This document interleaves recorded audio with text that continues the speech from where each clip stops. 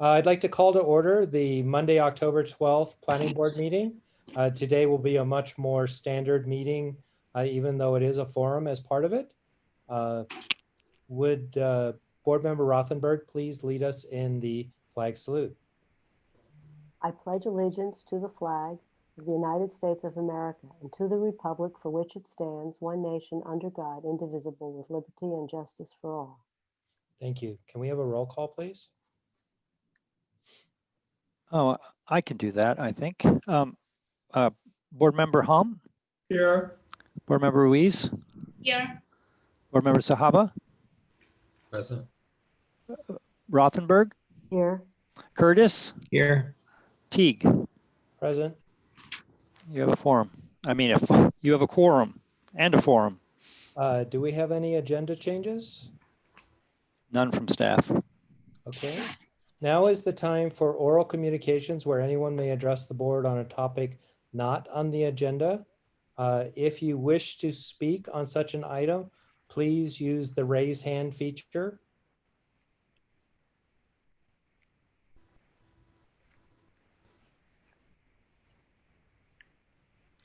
Not seeing any. Anything, Sarah?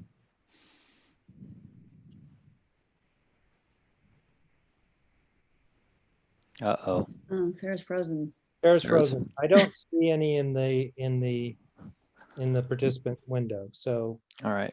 we're going to move on to the consent calendar, which is empty. So we will then move to the regular agenda. The first item, 7A, the general plan update. This is a public forum, number 2, on the preservation and enhancement of Alameda's unique historic neighborhood character. We're going to start with a staff report. I'll be doing the report. Andrew Thomas, Planning and Building Transportation Director. And Sarah's computer just shut down, but she says she'll be right back. So she'll be returning. I'm accompanied tonight. There we go. Thank you, Amy. Welcome everyone to our second general plan forum number 2 in our series of 4 this fall. Can everybody hear me? Do I sound okay? Yep. Okay. Tonight's forum, we're focusing on the second theme in the general plan. This is the second of 4 forums. We're focusing on the second of 4 themes in the general plan. And the second theme of the general plan is that to preserve and enhance Alameda's unique historic character. So tonight's workshop will be focusing on that theme and presenting a number of policies from the general plan that implement and reinforce that theme. We're looking forward to hearing from the public and from the planning board on the theme and the policies we present tonight. Next slide, please.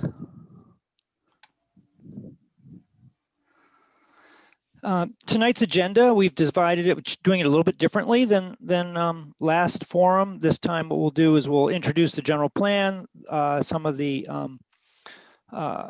things we've learned so far in the public process, and then we'll describe the theme, then its role in the general plan, and some of the key policies, just a small selection of policies that support and implement this theme.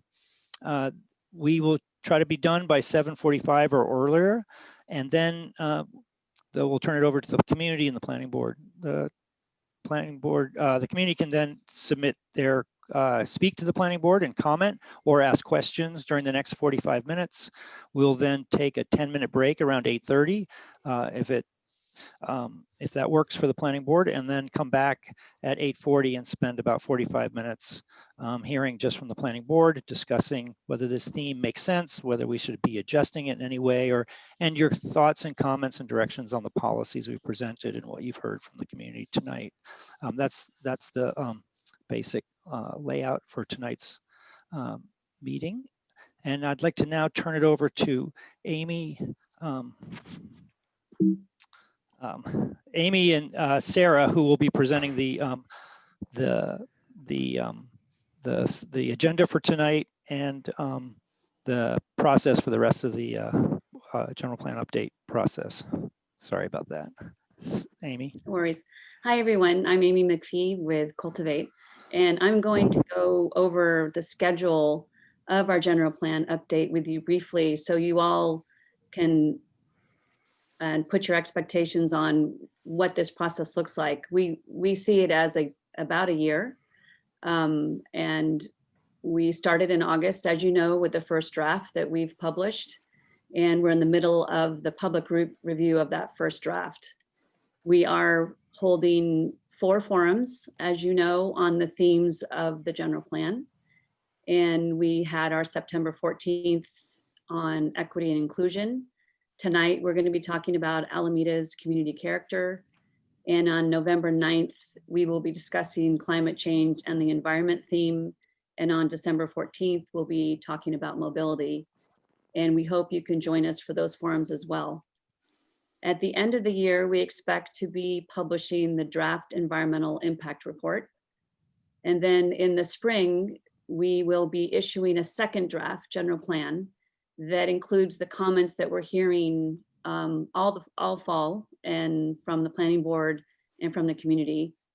And then the planning board will take up that second draft again and take additional commentary and comments and inputs, and then present that to the city council for hearings. And we're hoping that that's going to be happening late spring, summer 2021. With that, I'm going to hand it over to Sarah, and she's going to talk about our outreach and engagement efforts, as well as how you can participate in our forum tonight. Thank you, Amy. Good evening, everyone. My name is Sarah Henry. I'm the city's public information officer, and I've been helping on outreach for the general plan update. I'm going to tell you how our residents can share their feedback on the general plan, and then I'm going to tell you how we have been reaching out to community members in this COVID environment to let them know about the general plan update and how they can engage. So first of all, how does someone share their feedback? This slide shows you there are many ways to engage in the general plan. You can subscribe to an email list on the city's on the general plan website, and we'll send you more information. You can come to one of the 4 virtual forums. You're here now. That's great. Or if you miss a forum or you want to go back to one, they're being recorded, and you can see them on our YouTube channel or also on the agenda website. They're also being streamed on Facebook Live, and so people can watch that way if they like. We have surveys. We have 4 surveys up on the website, so that's the best way to get your feedback to us. So far, we've had over 1,600 people take the 4 surveys that we've created, but our goal is to triple that number, so we're going to keep trying to get people engaged.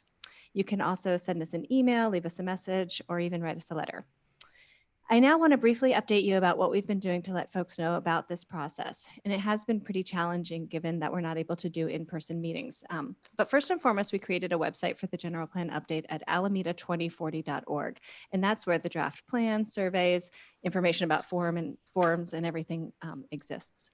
If you need a paper copy of either the draft general plan or the surveys, we're happy to get one to you if you just send us a quick email, or you can download the PDFs on the website. Back in August, we mailed a postcard to every Alameda resident about the general plan update and the different ways to engage. We published a press release, we posted on social media and Nextdoor. We updated the city's website about the plan, sent email blasts. The mayor hosted a town hall about the general plan. We participated in a town hall with businesses, put it in the newspaper, and we've been sharing information about it with community groups. At our first forum, we had about 50 people participate on Zoom, and then we had about 30 people watching on Facebook Live. And coming up, we have included information in an insert into your November AMP bill. We have a flyer that's going to be distributed at the food bank and the library, and we're doing a Zoom roadshow. So basically, if you are an organization and you would like us to come and present to you about the general plan, please get in touch with us. We are going to be talking with groups like the Black Achievers Alliance, Alameda Point Collaborative, League of Women Voters, Chamber of Commerce, and a whole bunch more groups. So get in touch with us if you are interested in doing that with us. And also, as always, if you have any ideas for how we can engage more people, we'd love to hear from you if you want to email myself or Andrew. Next slide. So for tonight, we want you to participate, and this slide kind of gives you an overview of how you can do so. So after I've finished talking here, we're going to do some polling questions, but then Andrew is going to present on the key policies that implement theme 2, which is preserving and enhancing Alameda's unique historic character. So during his presentation, if you have a question about something that he said or something else, you can enter your question into the chat. And then after Andrew's presentation, we'll have a Q&A. We'll go through all of the questions that we've received during the presentation. And then if you'd like to make a public comment, you can click the raise hand icon under the participants button, and I'll call on you and you can unmute yourself. Each participant will have a max of 3 minutes, and all of your comments will be civil and respectful. If any inappropriate language is used, that person will be removed from the meeting. And we will have somebody timing this time. Sheffield will be timing. So his screen will turn to a timer and you'll be able to see where you're at in your 3 minutes. And then at any time during the rest of the meeting, if you have a question, you can enter it in the chat and we'll continue to answer your questions that we receive. So I guess the next thing we want to do is that I mentioned our outreach, but when we track who's taking the survey, we can see that we're underrepresented in a couple of groups. So before we get started, we want to see who is here joining us. And we have 3 questions that we will poll over Zoom. The first is asking, which of the following best describes your ethnicity? So I'm going to pull up this chat and here we go. So here's our question. Which of the following best describes your ethnicity? So Asian, Black or African American, Hispanic or Latinx, Native American, Alaska Native, Native Hawaiian, Pacific Islander, white, other, prefer not to say. And if you're looking online on this slide, you can also see the ethnicity that we've received so far. So citywide is the orange bar, and then the 2 blue bars are the 2 surveys that we have taken so far, survey 1 and survey 2. So I'll give it about 3 or 4 more seconds to vote on this one.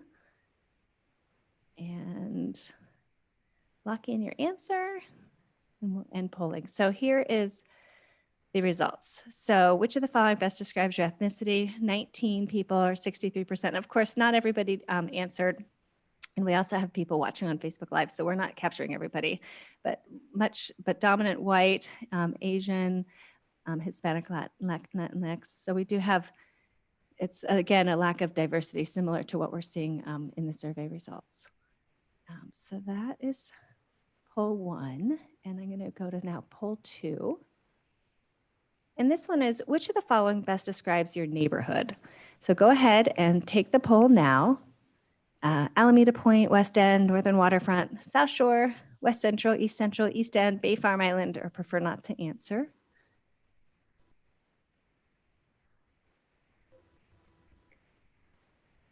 This one we're doing better at in the surveys that we've been taking. It's a little bit more diverse than some of the other categories. We'll give it about 5 more seconds. And let's see where we're at here. So most people are on the West End, so that is more diverse than what we've seen in the surveys results that we've received. So this is good. This is a pretty that's equal, good. yeah. Okay, so then let's do the 3rd poll. And now we have income. Way to go, West Enders. Yeah. Coming to the forum. So tell your friends, which of the following best describes your annual income? So go ahead and enter now, which best describes your income. And again, this one you can see also on the slide on the screen that we're very dominant in our survey takers of people over 150,000. So we'll give it 2 more seconds. And same here, we're very dominant in 150,000 or higher, but it looks like we're a little bit better represented here than we might be in our survey results as a whole. But that's great. Thank you for participating in that. It's all of our data we're capturing so that we understand who is taking our surveys, who's participating in our meetings, and it will all be reported back at the end of this process. So now I'd like to turn things back over to Andrew for tonight's presentation. Thanks, Sarah, and thank you all for attending our forum. It's been really helpful for us. The first forum for staff and our little consultant team, the general plan team is essentially the 3 of us, Amy McPhee, Sarah Henry, and myself. And then we have Sheffield, who is also on the phone tonight. But between the 4 of us, that's the general plan update team. So thank you all for helping me out here. So the first forum was excellent. We got a lot of great information. Obviously, as Sarah's been talking about, we're really trying to reach out and get a very diverse and inclusive participation in this general plan update. So we're continuing to reach out to different groups and different segments of the community. And that will be continuing all the way through the rest of the fall. We heard some excellent suggestions at the last forum, and just to give you a sort of a preview of what you'll start to see in the second draft, which will be released in January, we're going to improve the wording on the 4 themes. We got some great suggestions on that. We'll be introducing concepts of health and pandemics, and health and safety aspects of those themes. Economic resilience, a concept that was brought up at the last meeting, which we just thought absolutely needed to be into the second draft, and clarifying that what we mean by inclusion and equity and affordable housing and transit corridors. So we'll be clarifying some of the language in the themes about inclusion of all segments of our community. We're also going to be adding more definitions into the second draft, so that when we have policies about equity and affordable housing and transit corridors, there will be a definition and explanation of what those terms mean in the context of this general plan and in the context of Alameda. We'll be adding more cross references. You'll see that, so that you can have a better sense of how the different policies cross reference to different elements in the general plan and support each other. We'll be drafting some additional policies that you'll see in the second draft. Policies around sustainable growth solutions and the interface with infrastructure, a policy about equity and land use planning and zoning, some more specific policy about South Shore Shopping Center and the future for the center, much more information about, and policies giving us a better, doing a better job describing a vision of building heights in the next 20 years or over the period of this general plan. Wherever we can, we're going to clarify and sharpen policies, and we've already started that work. So there's very clear what these policies mean, and there should be no misinterpretations of the policies as in the future over the next 5, 10, 15, 20 years. And then adding maximum residential density standards and just generally more metrics, more ways and to be able to measure success over the period of this planning period, which is the next 20 years. So thank you for all the comments we've received so far.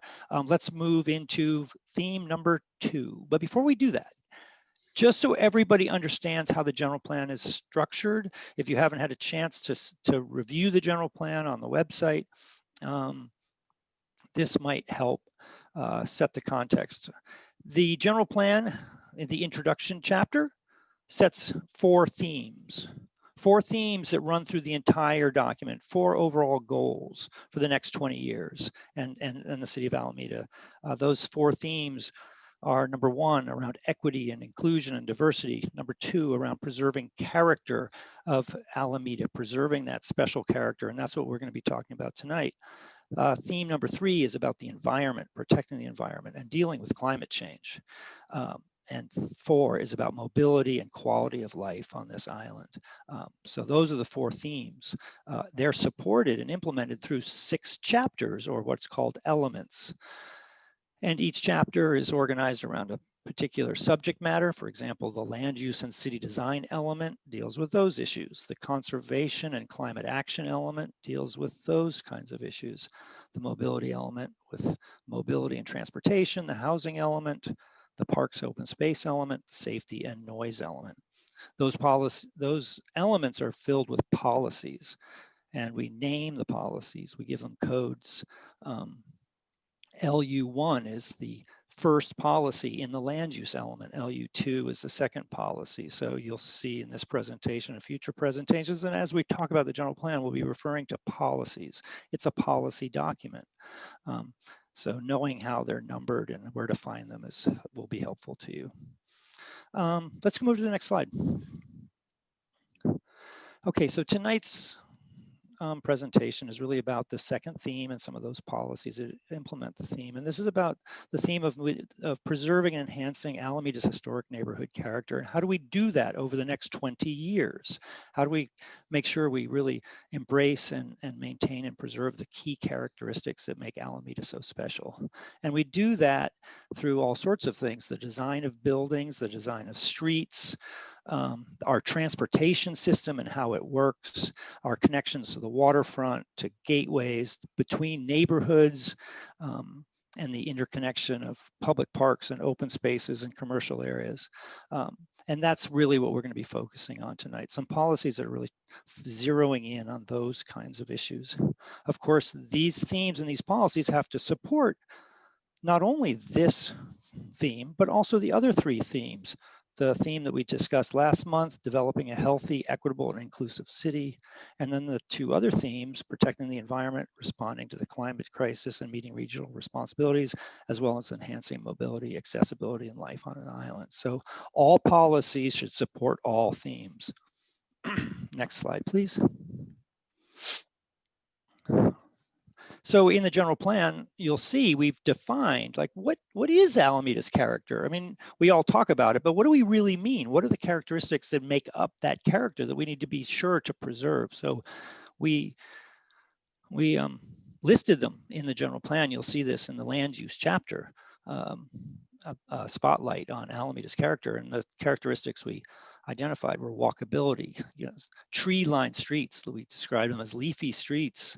Centers, we have Park Street, we have Webster Street. They serve as centers to our neighborhoods, and our city generally is very mixed use. There, you can walk between uses. They're generally, uses are pretty close to each other. Connections to the water and our natural environment, obviously being an island is critical to what makes Alameda, Alameda. Human scale buildings and streets. Buildings and streets that are scaled to feel comfortable to a human being. That's part of what makes Alameda, Alameda. But how do we make sure we keep doing that? That seems critical for the next 20 years. And then of course, high quality architecture and design. Alameda has a fantastic building stock.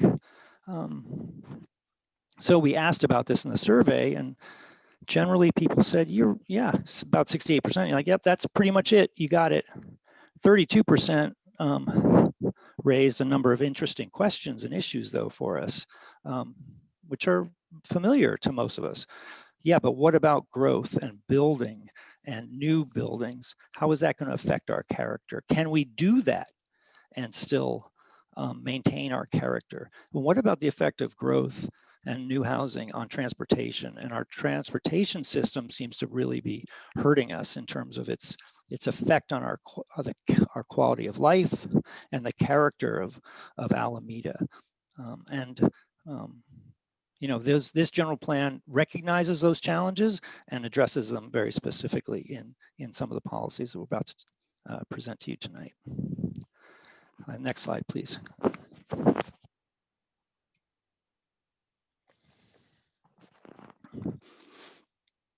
The first policy is Land Use Policy 17.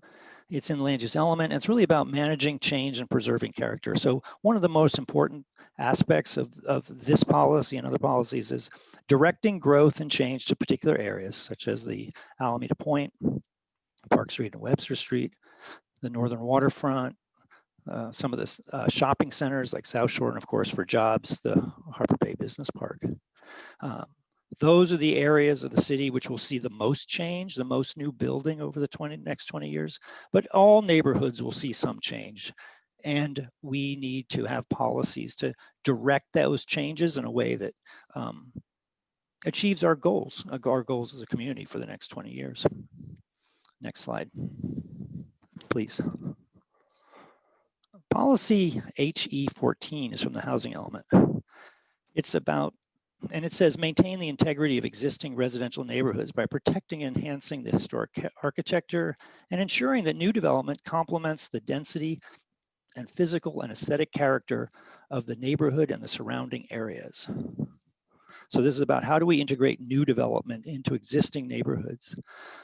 As you can see from the pictures at the top, Alameda has wonderful single-family home neighborhoods with predominantly single-family homes, as well as neighborhoods with beautiful four-story apartment buildings. What the graphic below shows, and this is a graphic from Optics, and I can't see the name. Amy, maybe you can help me out, the name? Dan Paralek. Dan Paralek.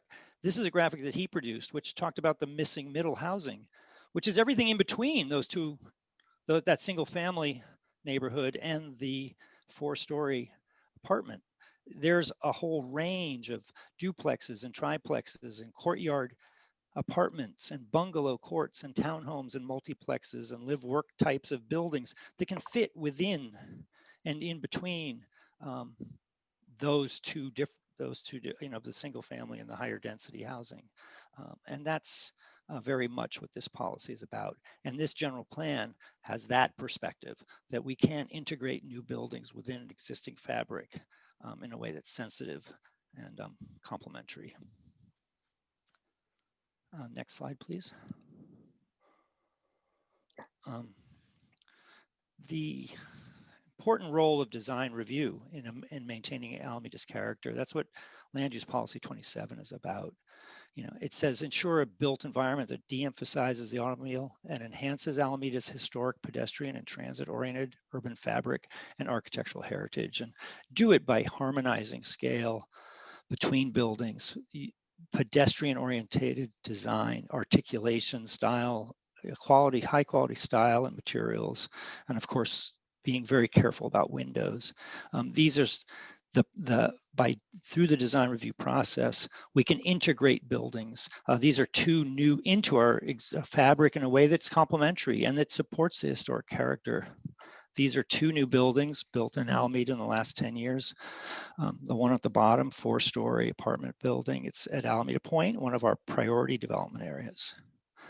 The one at the top is not in a priority development area. It's on Lincoln Street, not far from City Hall, and it fits right into the neighborhood. It does a beautiful job of setting within an existing neighborhood and complementing and supporting the urban design of that neighborhood. Interestingly, both these buildings are 100% affordable. So we do a really good job in Alameda in integrating affordable housing into the fabric. Next slide, please. The policy LU 29 reads, maintain and enhance the historic urban form and character of Park Street and Webster Streets, of predominantly mid-rise multi-story buildings with ground floor commercial uses, punctuated by taller buildings at block corners. And when we say form-based planning, what we're talking about is let's plan based on the shape and size and positioning of how we want buildings to sit on the land. It's the form of the building that we care about. That's important to our character and what we're trying to achieve. So this policy is trying to describe that for Park Street. These are two photographs from the turn of the century of Park Street, which does a very good job of depicting kind of what we're describing. That's what we imagine. What's interesting is, at least from our perspective, is look at all the housing above the ground floor retail. That's what we're trying to encourage on Park Street. And it's part of our history, the history of Park Street. The other aspect of this is the human scale.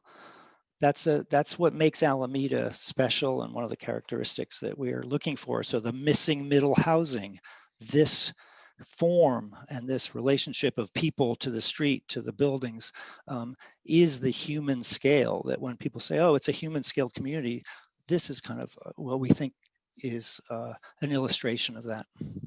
Next slide, please. Historic preservation is a huge part of Alameda, the history of Alameda over the last 30 years, 40 years, and is strongly supported by the past general plan and this general plan moving forward. Policy LU 26 reads, preserve and protect and restore historic sites, districts, buildings of architectural significance, archaeological resources, properties, and public works, and then lists some of those key actions that are critical to doing that. Partnerships with other agencies, with property owners, with organizations like the Alameda Architectural Preservation Society. That's what the other actions, of course, are our strong demolition controls, use only allowing appropriate alterations through the Historic Advisory Board, preserve archaeological resources, and of course, We need to protect our iconic city-owned buildings. But this general plan obviously supports historic preservation as a critical policy objective over the next 20 years. Next slide, please.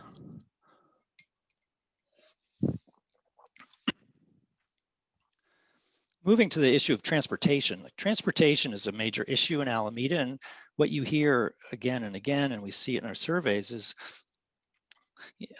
the traffic. The traffic is affecting the quality of life in Alameda. It's affecting the character of the community, and the concern is often stated in terms of it's because we're building housing that's generating the traffic, which is then detrimental to our community character. The 1990 general plan dealt with this issue. In one of its themes, it's emphasized the need to de-emphasize the automobile, recognizing that the automobile is causing problems for maintaining the character of the community. This is back in 30 years ago in 1990. So this general plan continues with that emphasis, the emphasis on de-emphasizing the automobile. It recognizes that the character of Alameda is defined by a historic character, a character of pedestrian-oriented streets, generally 2 lanes, not 4 lanes. They were designed for transit. They were designed for streetcars. They were designed for low speed and low volume. That is the character of Alameda and our streets. And this general plan says, yeah, that's what we need to be doing.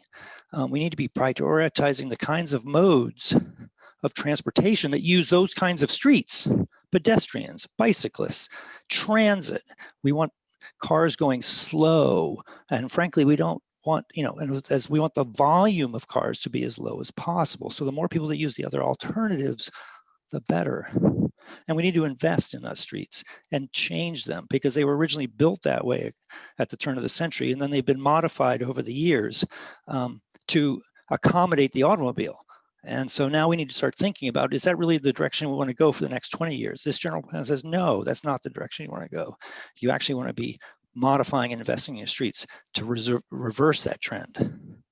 And of course, this all supports safe and healthy neighborhoods. That's the direction of this general plan. Next slide, please. Land use policy 2 really focuses on the role of street design in our historic character and creating complete neighborhoods. And once again, this concept that we need complete streets to have complete neighborhoods and to get to where we want to go. So that means making sure the streets are equally safe for pedestrians, for bicyclists, and for automobiles. And doing all the actions necessary to invest and plan and implement streets that really work for what we need our transportation system to do, and do it in a way that preserves those special characteristics that we know as Alameda. Next slide. This is policy ME12 from the mobility element, and we have a forum. Our 4th forum is really zeroing in on this issue of mobility, but I'm just focusing on the idea of maintaining historic character and what is it that makes Alameda special and the nature of our streets and our buildings. I think it's important to think about, we were built around a transportation system that were ferries and streetcars. Now we're rebuilding our ferry system regionally. Over the last 10 years, the region's made great progress.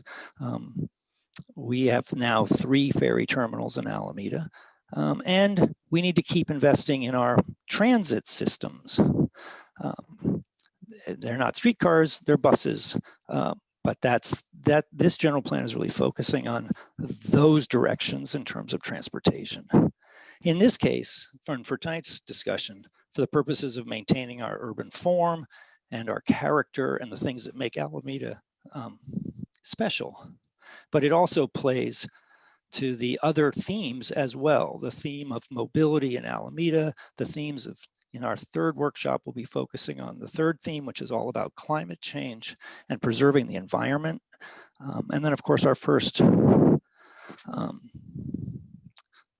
forum focused on theme number 1, which was all about equity and making sure that everybody has equal access to everything they need: housing, sources of food, and of course, transportation. So having a strong public transportation system is going to support our first theme of equity and inclusiveness in Alameda as well.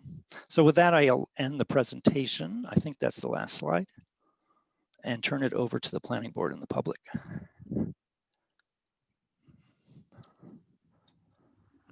So at this point, Andrew, was Sarah going to read the questions? I think that those Sarah's answered? And sifting then through we're the going to have the questions. public comments. I think that if that works for the planning board, that's what we would recommend. Yeah, and Sarah then and the I will planning run through the board- questions and answers very quickly, or as quickly as we can. And the planning board questions and comments will come after the public comment. I think depending on how many speakers we have, that's what I would recommend, yes. Okay, that sounds good. Does anyone object on the board? Okay, then let's do that. Great. And we just have a few questions that have come in. One quick comment, the person wanted you to note that another item for Alameda's character is bikeability in addition to walkability. But the first question that came in is asking, what does remove barriers between neighborhoods mean? It's what we mean by that, and this is a perfect example of a policy that probably needs to be clarified, is we want to avoid things like sound walls, cul-de-sacs, things that make it hard for neighborhoods to connect by foot, by bike, and certainly, I mean, in Alameda we don't have major highways or things like that, but that's the concept, that the neighborhoods should be well knit together and not separated by barriers. The next question, does every policy take into consideration the consequences, impacts, and opportunity costs? Yes. Yes. At the end of the day, the goal is to have is to meet those four themes. And so, but it is a plan. It is the guidebook for all future decision making. So it doesn't try to answer every financial cost or opportunity cost of different kinds of decisions, but it is setting the direction for those future decisions. And Andrew, you could probably add that the environmental impact report will be analyzing the impacts as well. Oh, yes, absolutely. From an environmental perspective, that's what the purpose of the environmental impact study is to evaluate the environmental impacts of the general plan as a whole. The next question starts with a comment saying that the historic neighborhoods dating from the 19th and 20th century need to be protected and enhanced. We also need 21st century architectural design in newer neighborhoods and in small doses in our Webster and Park business districts, especially at Alameda Point and South Shore. What does the general plan do to promote innovative 21st century architecture and services?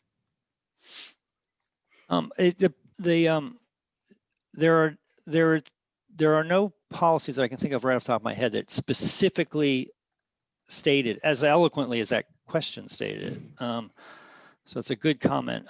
We do have policies about, we want new architecture and new design to be complementary, not to mimic, and to sort of contribute to the urban design of a neighborhood or the architectural character of a neighborhood. But it's an interesting question and a comment as well. Maybe we need a policy about that. The next question just asked you to please specifically define affordable. In the context of housing, it's defined by the county, and we are adding a definition of affordable in the second draft. Excellent. Great. So the next question says, policy LU26 states maintain demolition controls on historic properties. Need a definition on historic. How is this determined? Who does this?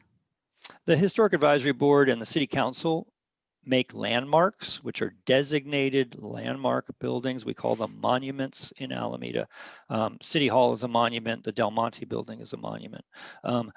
Everything that was built pre-1942 in Alameda is considered potentially historic. And if you want to make major modifications or demolish a building that was built prior to 1942, the Historic Advisory Board has to take a look at it and make sure we're not demolishing or ruining a building that has the qualities to be a landmark. What can we do in Alameda that goes beyond what we're provided by AC Transit? For example, a free shuttle to Park Street, the way Oakland has one to Jack London Square. Are these sorts of modes of transportation a possibility? Absolutely. It's all about funding priorities and where we want to and what kinds of services we want to fund as a city and as taxpayers. I mean, ultimately that's the question, right?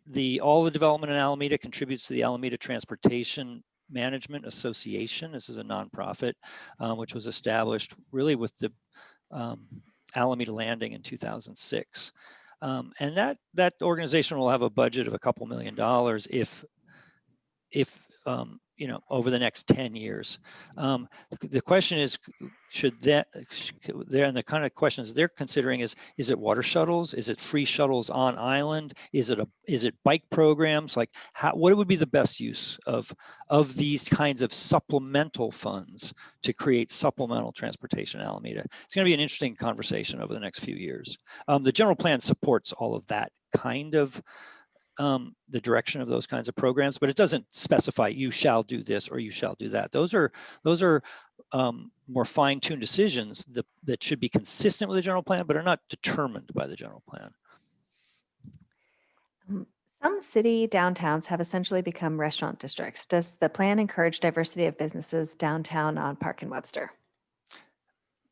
Well, city policy general plans. This general plan does support a diversity of uses on Park Street and Webster Street, but we should be clear. It doesn't mandate. Like a general plan can't say you must absolutely have this mix of uses, because if the economy and the market is not there, those uses aren't going to come just because the general plan says they need to come. So it's the evolution of retail in America and in Alameda is very interesting thing that's happening. Does this general plan try to shape that? No, it does allow for a wide variety of uses, and it does allow for change. When it only takes a 3-2 vote from council to eliminate the historic preservation protection, then this is not exactly a demolition control, somebody wrote. It's absolutely, it's a law. It's a law. Laws are passed by a majority of your council. It's got just as much strength as any other law in Alameda. This council could eliminate the 25-mile-an-hour speed limit.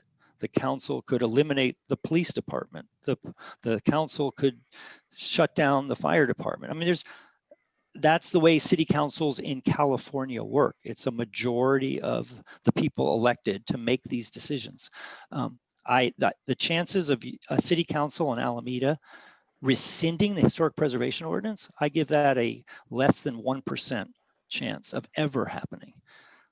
There's no reason to think it ever would. If the council didn't do it in the last 40 years, why would they do it in the next 40 years? Two questions that are pretty similar. One is saying Alameda has a large senior community, so how is de-emphasizing automobiles compatible to seniors? And then another person commented or questioned, how does this plan take into consideration residents with disabilities and the ability for shopping? We have a series of policies that focus on the needs, or not focus, but address the needs of the disabled, and they are located in a variety of the elements. Obviously, you need them in the housing element. You need policies in the transportation element. So there's a wide variety of policies addressing the needs of the disabled in a variety of the chapters. And we just recently, Sheffield just pulled together a sort of cheat sheet of those policies for the Commission on Disability. So if anyone's interested, we can provide that list. I'm not sure I answered that question, but anyway, I'm going to move to the first question. Seniors and transportation. Yes, a good transportation system in Alameda has to address the needs of everyone. People with disabilities, people with or who can or cannot own or drive a car, the whole variety of needs. And we need to make sure it works not just on island, but also getting on and off island.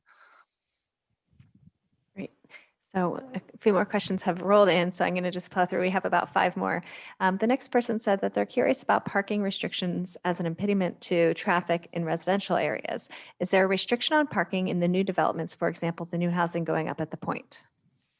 Yes, we are at Alameda Point. We limit the amount of parking allowed instead of the old days where we used to, and this is still true of most of Alameda, the zoning basically sets a minimum, like you must provide a certain amount of parking minimum, but if you want to provide more, just more the merrier.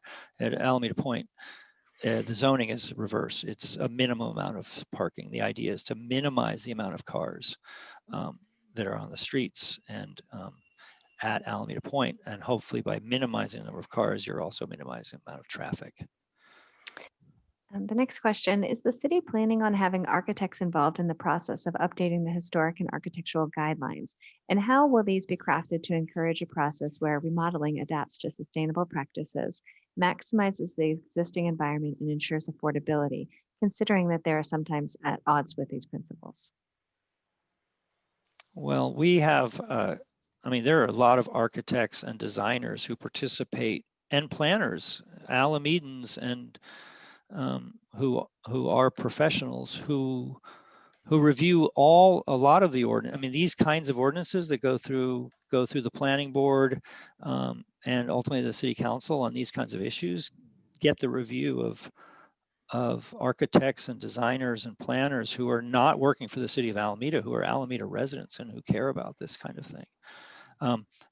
Depending on the process and the issue being addressed by a new law or a new set of guidelines, the council and or planning board in the past has set up sort of specialty groups to just deal with those issues. We set up a subcommittee of planning board members and disability commission members for the universal design ordinance several years ago. But depending on the nature of the issue being addressed by the new ordinance or regulations, the planning board and or council can always set up an advisory group or to help. Next question. There was a statement about reviewing and revising the HPO regarding the pre-1942 buildings. Would this involve a new historic building survey? No, probably not. I mean, to pay for surveying every single building in Alameda is just a lot of money. And I don't, it just, if that's, it's not something that staff would recommend. We think there's better ways of spending that money to preserve buildings than to try to do basically a little report on every single building in Alameda. Okay. What are we doing to create a commercial strong long-term base rather than relying on housing as the primary way to obtain taxes? We don't rely on housing as a primary way to generate taxes. That's a misconception. We're building housing because the state requires that we build housing, and we're just barely meeting the minimum requirement that the state has established for us, and we're not meeting the affordable. So it's not a choice. We're doing it because we're required to build housing, and it's certainly not to generate taxes. Commercial, we have an active economic development strategy. This general plan, the land use element, the second objective, is all about that strategy. So there's a whole series of policies in the land use element about economic development and how we do need to absolutely build our economy. We're basically a residential island. We would be stronger with a better jobs housing balance, with less traffic issues, just all around. It would be excellent if we could build our economy and make it stronger. The question is how to do that. That's a plan doesn't make a strong economy. A strong economy supports new businesses. A plan can just shape the direction of it. The next question, it says, in order to help preserve neighborhood character and prevent demolitions, would the city consider incentives to maintaining and enhancing historic buildings, such as a Mills Act program, rather than only having punishment for demolitions? It is very expensive to restore and maintain historic buildings, let alone upgrade them for seismic and electrical safety, and it would be nice to have a policy encouraging it. Absolutely agree. We should. We're Alan Ty and from the planning department is working with the HAB or just started picking, on doing a Mills Act program. We just essentially have to get it into our ordinance.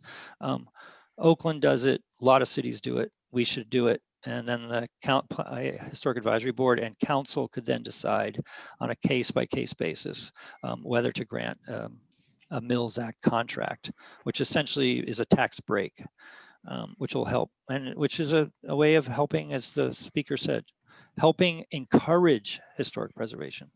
It's a great idea.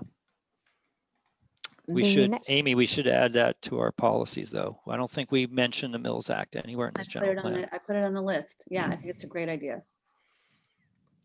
The questions still keep coming in. We have about 4 left.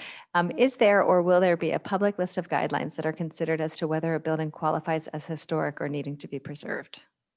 No, that's a judgment call. It has to be done by the Historic Advisory Board. Okay. And with an ever-growing population, are more stop signs and traffic lights being considered? Well, we're trying to figure out how to manage traffic better, for sure. We're actually looking very closely, not at traffic lights, but at roundabouts. Roundabouts are significantly safer than adding a stoplight at an intersection. They're much better from a safety perspective.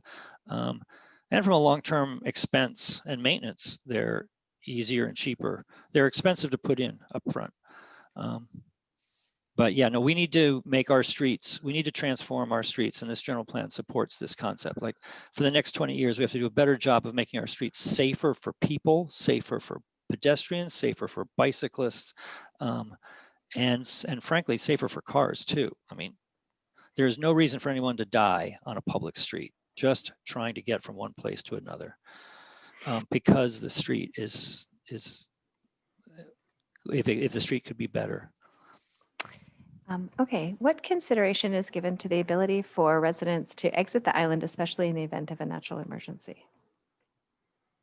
Well, we have 7 lanes. You know, if you reversed all the, I mean, if there was an emergency, we had to get everybody off this island fast. Now, in a tsunami, that's probably not what we would do. We would probably go to the center of the island. You don't want to try to get off. You'll be going into the tsunami area. You want to get to the center of the island in a tsunami. In an earthquake, you probably don't want to go to Oakland. You probably want to stay in place in Alameda. So the idea of everybody evacuating fast, potentially a fire, where all of a sudden, an out of control fire, maybe we need to evacuate everybody out. If we need to reverse, we have more lanes than the Bay Bridge.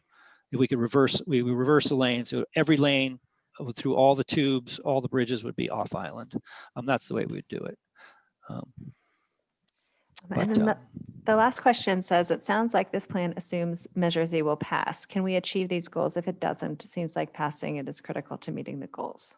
Well, this plan definitely supports a diversity of housing types, providing housing for everyone, irrespective of income.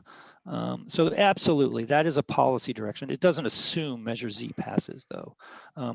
We'll find out if Measure Z passes or not, and then obviously that's going to affect the second draft, and it'll affect, I think, the planning board's abilities and what they can recommend to the council. If Measure Z doesn't pass, then the cap at every single land use designation will be 20 units the acre, which is essentially what we've had for the last 20 years. And you see on Park Street and Webster Street, we haven't built a single multifamily building over commercial. It's not feasible. So that there will be effect to the general plan for sure, but we'll wait and see what happens and then make the adjustments. Planning board doesn't make a recommendation until next spring, and council doesn't approve anything until next summer. So we can integrate, whatever happens in the election into the next draft. Great, and that was the last question. Thank you, Sarah. Thank you, Andrew. We're now going to go. Those are great questions, by the way. We're now going to open it up for public comment. If you would like to speak on this item, please raise your hand and you'll be called on in turn. Sarah will be calling you. So let's open it up for public comment. Great. So I'm going to do Betsy M and then Christopher B. And Betsy, I'm going to ask you to unmute. And then you will have 3 minutes to talk. And Sheffield has the timer and he's controlling the timer. So hopefully you can see Sheffield. Actually, Amy, could you Mhm. There we go. So he's going to start his timer, and I'm going to ask you to unmute Betsy. Thank you, Sarah, and thank you, Andrew. I noticed three things that were concerning within this overall impressive draft general plan. On theme number 2, Alameda's character, there's 6 items, not one of which has the word historic in it. The 2 items that address Alameda's buildings and historic neighborhoods, possibly, the only 2 say human scale buildings and streets and high quality architecture and design. An outsider reading those, reading the entire theme number 2, Alameda's character, would not realize that Alameda's character is primarily derived from its wonderful history and the resulting historic buildings. So I hope that's just an oversight, and I hope it can be corrected. On another slide, the discussion of missing middle housing, it was said that it's an illustration that existing neighborhoods can integrate new development, but several of these types of supposedly missing middle housing actually do exist in Alameda. We do have neighborhoods with duplexes, triplexes, fourplexes, courtyard apartments, and notably bungalow courts. So they're not missing. I think they're concentrated in Alameda's older neighborhoods. And I would like to see that someplace in the plan. For the Park Street and Webster Street districts, I heartily support mixed use, new mixed use, similar to the existing mixed use in the historic buildings. There was the statement, one of the actions was parking behind buildings, and that's wonderful as long as the parking lots are on the properties of the buildings that face Park Street and Webster Street. I do not want new development along Park Street and Webster Street to incentivize demolition of, for example, for Park Street. I don't want demolition of buildings along Oak Street and Park Avenue to accommodate parking behind buildings along Park Street. Thank you. Thank you, Betsy. Next is Christopher B. And I wanted to add that if you are unable to click the raise hand button for whatever reason, you can chat in that you're interested in speaking and I can call on you that way. But Christopher B., you should be able to unmute yourself.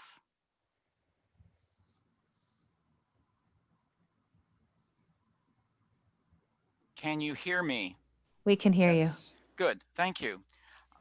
This is Christopher Buckley with the Alameda Architectural Preservation Society. We sent you a letter. Hopefully you all received it. I was going to go over a couple of points in the letter. The point I'd like to focus on is the 4th point that calls attention to various provisions in the existing general plan, which we think are pretty good, but they're either not included in the draft, at least we couldn't find them, or they've been modified to some degree, watered down. We included in an attachment a list of a number of them, particularly those regarding historic preservation, which is our main area of focus. One example we cited that is in there, but it omits a lot of what's in the existing plan. It says currently protect iconic city-owned buildings, preserve, maintain, and invest in all city-owned buildings and facilities of architectural, historic, or architectural merit. So far, so good, but the existing plan then goes on to say how you go about doing that. It says, prepare a list of those facilities and develop a historic facilities management plan that provides procedures for preserving their character-defining elements, including significant interior features and furnishings. Include in the management plan design guidelines or standards and a long-term program to restore significant character-defining elements which have been altered. So we believe the rest of that text should be in there, and we give other examples that are similar to that. Another point that is another example that's missing from the draft, which we think is a good one, is in the existing plan, says encourage owners of poorly remodeled but potentially attractive older buildings to restore the exterior of these buildings to their original appearance. Provide lists of altered buildings which present special design opportunities and make the lists widely available. Develop financial and design assistance programs to promote such restoration. That provision's been in there since 1991, and there's still not been any real effort to implement it. We really hope the city will keep that in the plan and proceed with some action steps to implement.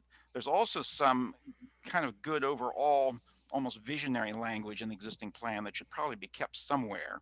Like here's one at the beginning of the city design element that says, Alameda has a clear identity. Certainly it is among the half dozen Bay Area cities with the strongest visual image.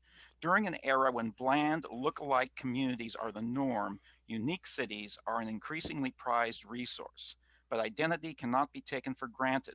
The richness of Alameda's historic urban fabric must continually be defended against pressures for development conforming to current standard practice.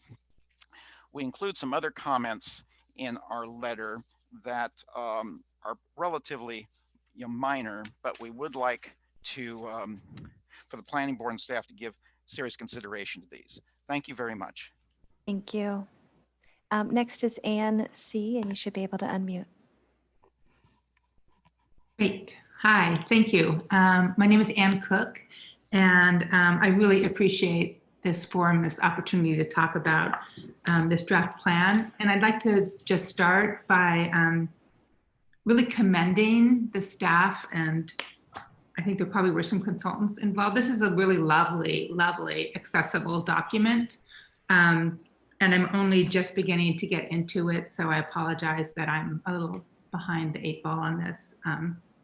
But I do have a lot of time to catch up over the next few months. So I'm super excited to see this document. Andrew's laughing because I'm a former member of the planning board, but many years ago. And I'm also a waterfront land use planner, now retired. So I am super, super excited by this opportunity to maybe go deeper into what makes Alameda unique and see if we can get some even stronger waterfront planning principles in here. There are already a lot here, but I think we can really maybe have the opportunity to flesh that out more, because I agree with everybody who's talked about the historic character of Alameda. I live in a historic house, and I know that's so important, but we're also a historic maritime town, city, island. And I think that we can still do even more work on making that an important part of this general plan. So at a minimum, I would hope that we could do a spotlight page, or maybe even a double fold page. I'm a planner, so I see this in the document, about what is unique about Alameda from a waterfront perspective. And I see that's addressed all throughout the plan, but I think at least a spotlight on that would allow people to see the fact that we're a waterfront city addressed in all sorts of different ways, whether it's a design principle, whether it's a visual connection, where it's preserving a historic building, whether it's public access, that those are all things that could be spotlighted, and at a minimum, if not a separate element. I think there's really commonly universally understood waterfront principles about how you step down to the shore, how you, if you can't view the water, there's still other visual cues that you want to make sure that we can see. For example, looking at the Coast Guard ships, even if you're not seeing the water, seeing the Coast Guard ships tells you that there's water out there. Seeing a bridge tells you there's water out there. The sounds, the clanks, we call it the smells and bells of the waterfront are really important things. Sort of seeing the masts of a marina, even if you can't see the water, all of those things are really important. So I'm just super excited about this opportunity to talk more about what makes Alameda so special, is that it is an island and has a very historic contribution to the Bay Area that I would hope that we can just continue to emphasize in this document. So thank you for the wonderful work you've done so far. I'm super excited. Thank you, Anne. Thanks. So our last person to comment is Denise T. And Denise, you should be able to unmute yourself. Great, thank you, Sarah. I first want to say thank you to the staff. I agree with Anne. I think this is a really amazing plan, what I've read so far. But I just want to thank you for your visionary vision for Alameda in terms of de-emphasizing cars. I think it's a really tough battle. Sometimes there's a lot of competing voices on that front, and it's really nice to hear that we have this as kind of a North Star metric that we're going to be going after. So I just really appreciate the vision around that. Given the climate we have, given the topography that we have, our speed limits, we're in a climate crisis. There's just so many reasons to be doing that work right now and having some of those tough conversations. So thank you for putting that out there. Thank you. And if anybody else wants to comment, they can click the raise hand or let me know in the text. Otherwise, we'll go back to President Teague. I don't see any more hands. Okay, at this point, we're going to close public comment and we're going to move into questions and commentary by the board members. Given our distributed nature, I actually have a list of the members that will be called. So we're going to start with board member Rothenberg. There you go. You should be able to unmute yourself. Thank you so much. So thank you for an excellent presentation and all of the informative and thoughtful comments by the members of the public, which I'm sure you'll take under consideration because a number of them are worthy of a review in the next draft. So just a couple of things, just pro forma. I think it's been mentioned before, but it might be helpful to the reader for the long term, since it's a document that's going to have a long life, to consider if it's not a burden, not using bullets, but using letters. Yes, we're going to do that. A, B, C, page. When you're referring to a document in public, it's nice to say page 35, LU 26A, rather than bullet 5. Right. That's up to you. The other thing is the graphics are really legible and good, but it's always nice to know if it's a place in Alameda or if it's an artist from Alameda. And we have some very good local artists and art of local places, since it's such a visually interesting place. So since it's, again, just a draft, if it's not a burden, you may consider substituting some of the anonymous watercolors. They're all beautiful, with actual depictions that come from here or from artists who are Alamedans. So then just addressing a few of the things that were said by the public and that you summarized in the opening summary that you did of some of the changes that you plan to make. So in objective 1, you might want to add ethnicities. You're talking about diversity, but ethnicities, if you're being all inclusive, you can say across genders, ethnicities, incomes, backgrounds, and so on. And that captures one of your overriding goals in your element that we discussed last time. Then in objective 3, of course, transportation, your mobility element is at the end, but some of the meritorious goals about the scale, the streets, we have public rights of way that go through the island. I live on one, and so these rights of way, the Caltrans rights of way, and you see Caltrans around. I'm always picking on them whenever they come out to Broadway because they're here a lot.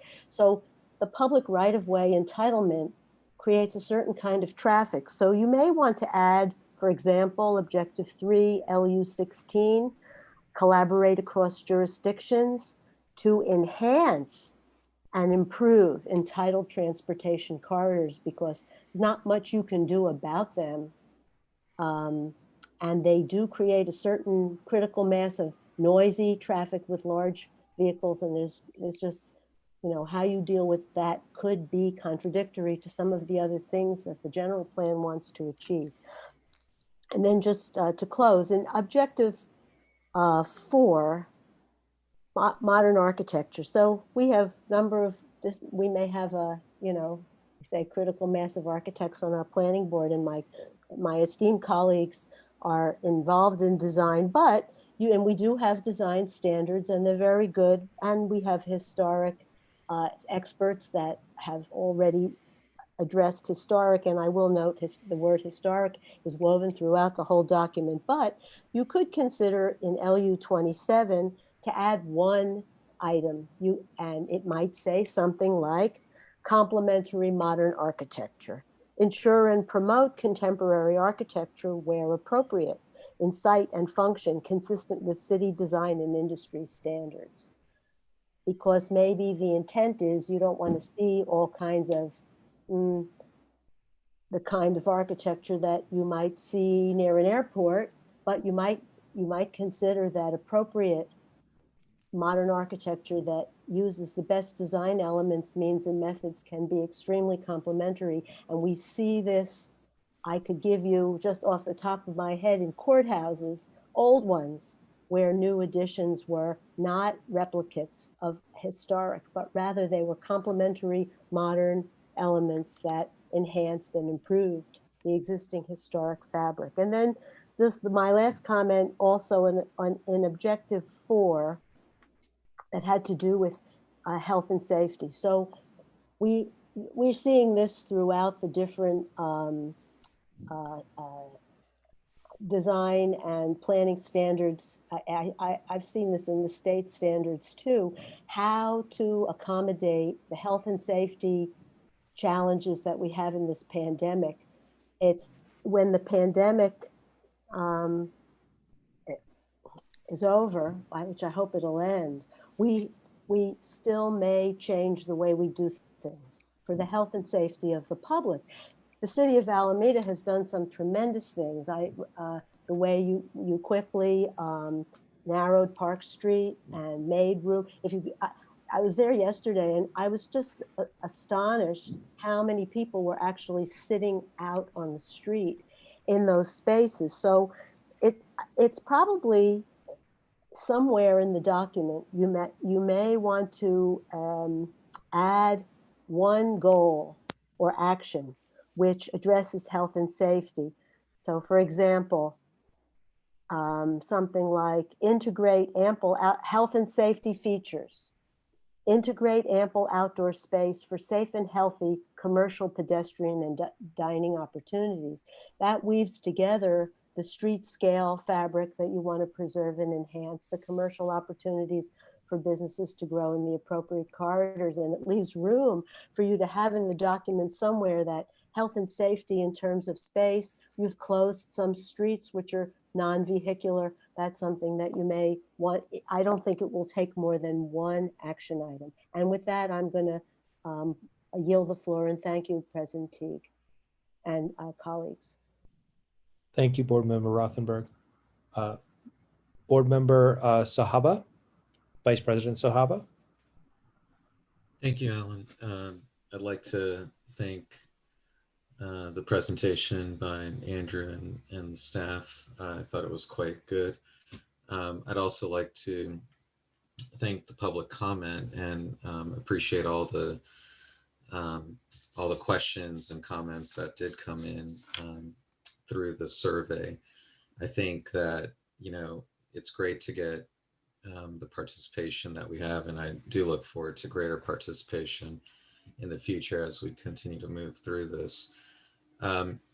With the topics that we're reviewing this evening, I think that even there was a general theme that I felt that came through the comments that I was looking at. And in regard to LU 27 as well, and just design excellence, I think the idea of scale and humanizing the architecture is important. And I think what some of the comments were getting at was just approachability, and how do we as a city, and then ultimately in design review as a planning board, start really looking at the buildings that we're looking at and how they're approachable. How do they start to address what I think we all find as elements and aspects of excellent design in the way that one approaches it.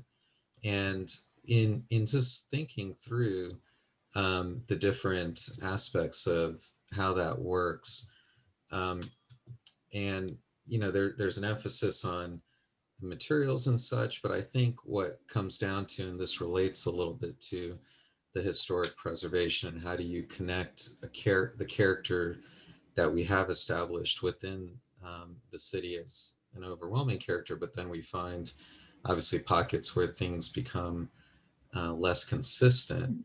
I think it comes down also to craft, and how do we look at, because we talk about windows, in this we talk about other things, but I think those are elements, but they're not getting to the root of craft. And craft is really critical to understand and to further enhance the sense of the streetscape, the sense of how a building works within within the neighborhood and also within its own streetscape. And I've mentioned this in past planning board meetings that not every there's hierarchies to the buildings that we create. If you think about it, there's buildings that definitely enhance and contribute to the overall nature of the public realm. And those buildings can be background buildings. They don't have to stand out, but they can still be supportive to what is trying to be established. There's also then buildings that this document also outlines is trying to be iconic, and that really start creating point of orientation within our city or within a neighborhood. And when we have the ability, or we see the opportunity for those buildings to prosper, we really need to, as a city and a community, come together and see how we can make sure to support that. And then there's a third type of building that we all try to avoid, are the buildings that detract and that take away from what this what would continue to enhance the neighborhood, or at least play a role within that streetscape. So I think in our own minds and in this plan, I think there has to be a sense of prioritization. Not everything is equal. We're not saying that everything has to achieve a certain standard. We have to be, I think, responsible to the fact that there will be different types of contributions that are made to the public realm. And we need to approach our plan and how we support this in a way that allows for this variation to occur, because through variation is what creates the richness. Because if you have a very even solution to everything, then you get dullness, and that's not what we all strive for. We want some staccato, we want movement, we want an idea of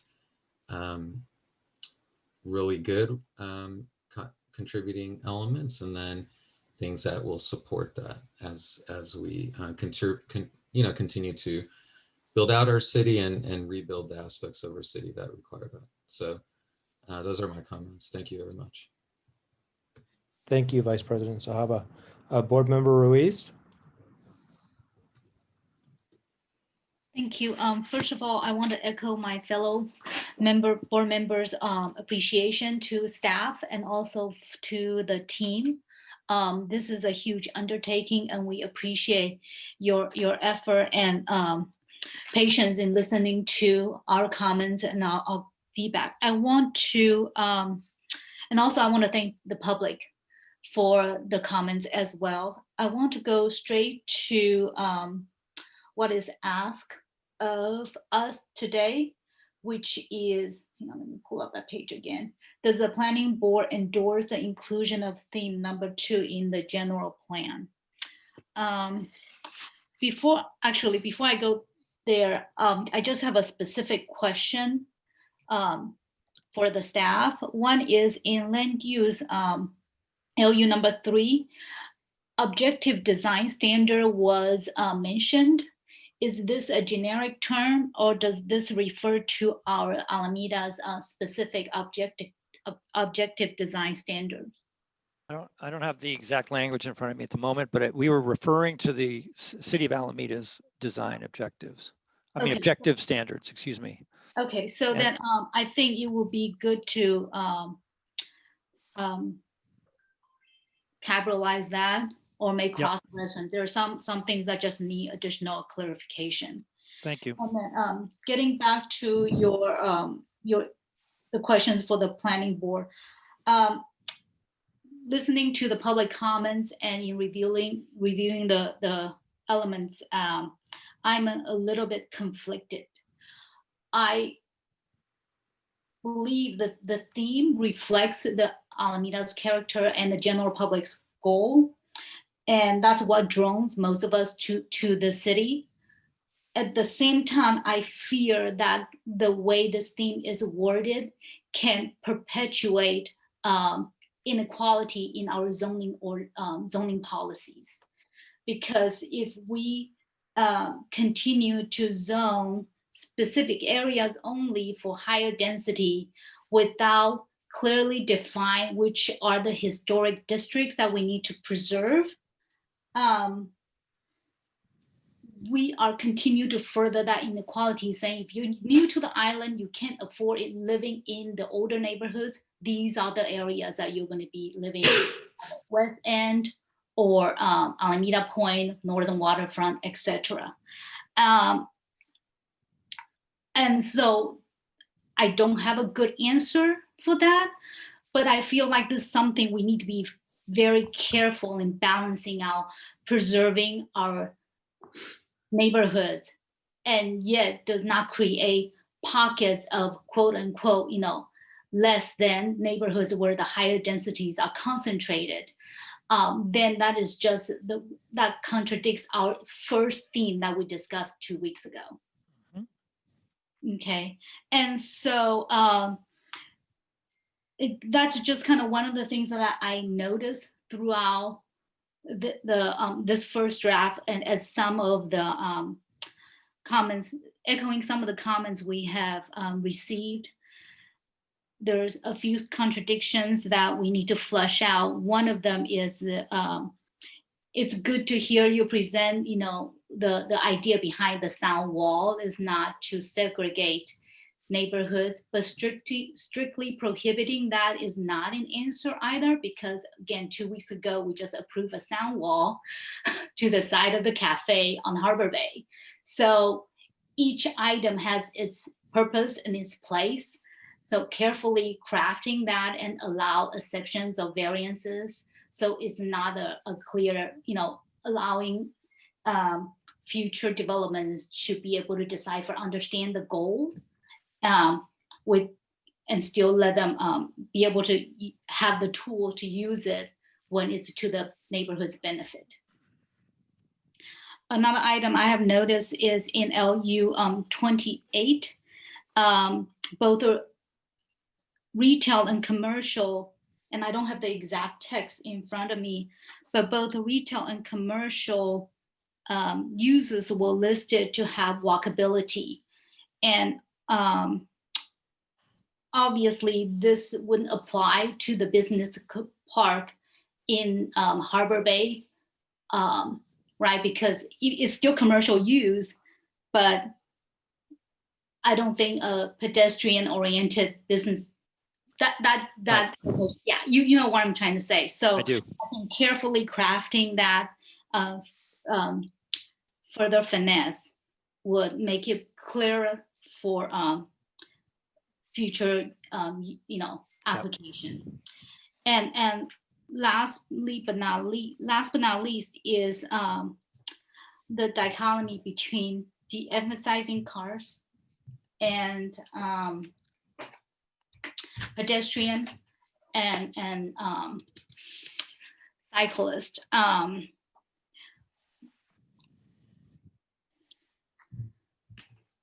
Until cars drives itself, usually there's a person behind the car, and that person at some point becomes a pedestrian. And so all those three different modes of transportation has its unique requirements and speed. And that's not lump the pedestrians with cyclists together because, you know, I almost got ran over by a cyclist, and as a cyclist, I almost got run over by a car. So these are the things. Safety is of concern, and so try to bring all speeds together in a thoughtful process, and our policy need to emphasize that rather than creating the conflicts between the three or more. And also allow, we also need to, in our mobility, when we get to the mobility section of discussion in the future, think about future modes of transportation. Electric bikes, that's moving faster than regular bikes. Electric scooters, how do we accommodate that? So that is my final comment. Thank you. Thank you, Board Member Ruiz. Board Member Curtis? Thank you. I want to compliment the staff on a great presentation, and I want to thank the public for their comments and input. And I want to thank my fellow board members who have spoken so far and so eloquently. They've all done such a good job. I'm coming from a little different perspective, and I want to start off with first the portion with the automobiles and parking, and what this leaves out. It leaves out a couple of things. One, it leaves out the families who have to go shopping with their kids. It leaves out the seniors who don't ride the bicycles unless we have wider lanes for three-wheelers, and some of this that cuts off at maybe 95. And you know, it doesn't really address the handicap as well as it should have, in terms of those people driving cars and parking somewhere and having to go to the stores. But the other side of that from an economic standpoint too is we want commerce. And how can we expect people to come from outside of Alameda to visit our stores if there's no place for them to park? You know, not everybody's going to want to take transportation. And then the third element is what's going to happen in bad weather for everybody. If they don't have cars and we don't have enough places to wait for the bus that are covered, people aren't going to take it. So, you know, these elements that I've just described have to be addressed in order to really get this thing to work. Then going a step further from that, we have all of these improvements that we're looking for, and who's going to pay for these improvements? Are they going to be paid for from property taxes? Are they going to be paid for by the store owners? Are they going to be paid for by special assessments or by developers? Who's going to be paying for these items that we have? It's a great shopping list and a really utopian plan. But on the other hand, it all costs money in a city that really is really straining at the seams to support other items of a personnel nature. So where are we going to get the money to be able to do all of these things and accomplish them to do what we want to do? And lastly, I want to talk about the neighborhood and low-cost housing and moderate cost housing. And when you really look at it from a practical standpoint, it's difficult to have low-cost housing and moderate cost housing in old established neighborhoods simply because the cost of the land is so high. The property values in those neighborhoods are really high. On the other hand, where we're building moderate and low-cost housing, it's really not moderate and low cost when you look at the cost of what it's doing, and without being able to supplement the cost of these items by the city supplementing them or some other entity supplementing them, you know, it's still pretty high cost property. So what can we do as a planning board and as planners to make it easier? And that is to set rules that make a product acceptable, but to make it as economic as possible to build, so that the value goes to the people coming into the property as opposed to the aesthetics of the property. Sometimes, you know, you can't have everything that you want and still be able to provide the housing that you need for the people who desperately need this housing. And forgive me, because I'm not an architect. I always look at things from a financial standpoint because that's my discipline. But that's what I see as a real problem, is that we're trying to build things, and every time that we make a change or every time we enhance something or every time we bring a developer back to the planning board, it costs them a lot of money. And that money has to be recouped. And who's going to pay for it? But the person buying the house.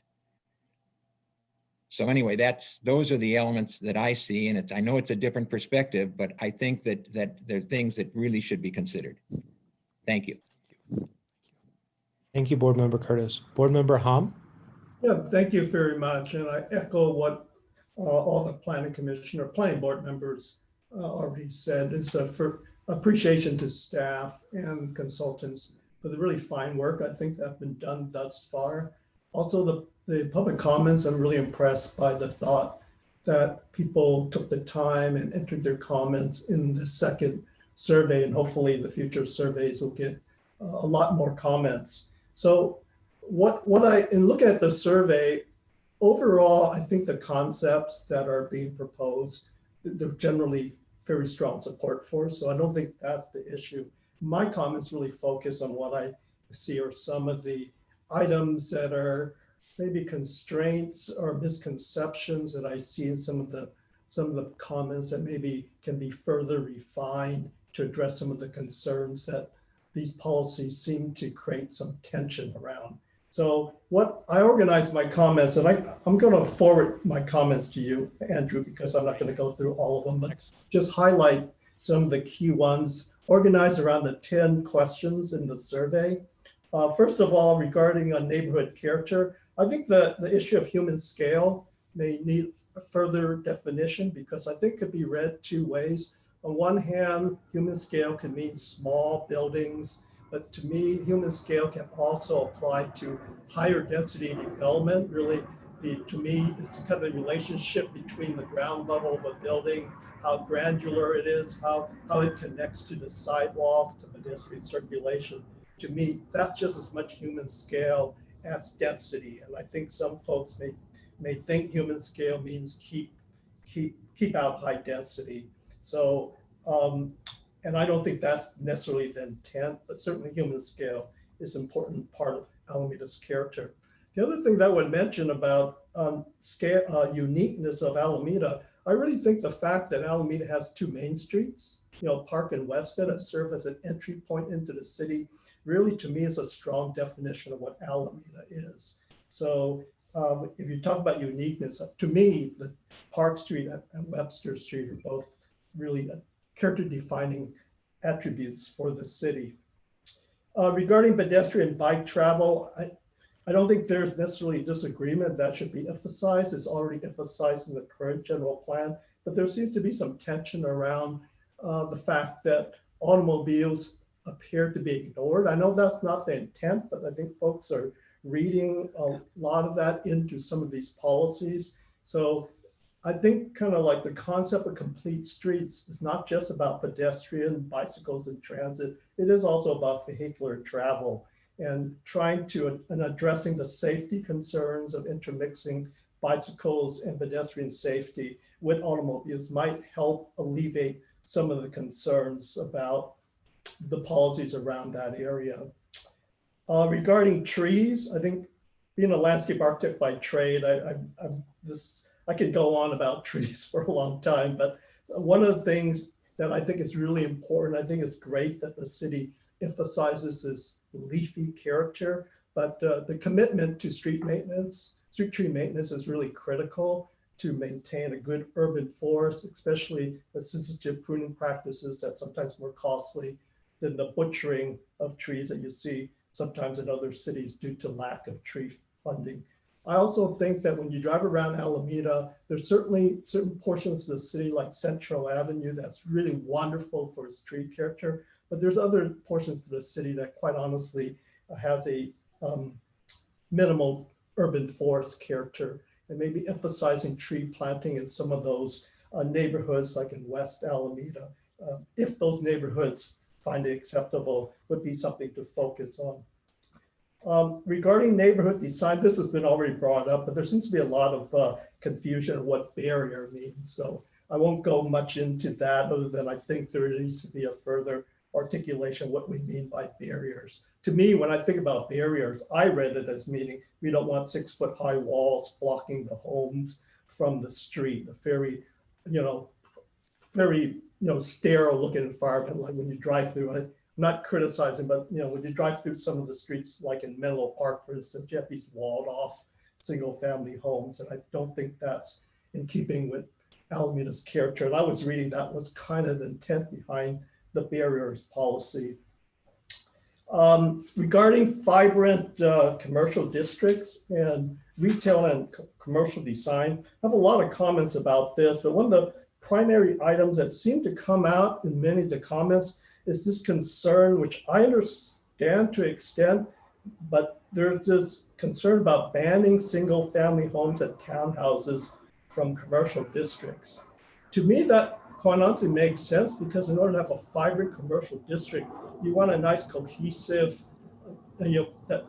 stores or uses that really help support each other and has that economy of scale. And single family homes, townhomes, really, I think, kind of detract from that. So part of the confusion is it seems like there's this feeling we're going to remove single family homes. So I think two solutions. One is to better define what the commercial districts this policy applies for, and maybe to amend the policy to say, don't allow new detached single family homes and townhouses. So the if there happens to be an existing single family home or townhouse in a commercial district, those would be grandfathered in. So that might help alleviate some of the concerns.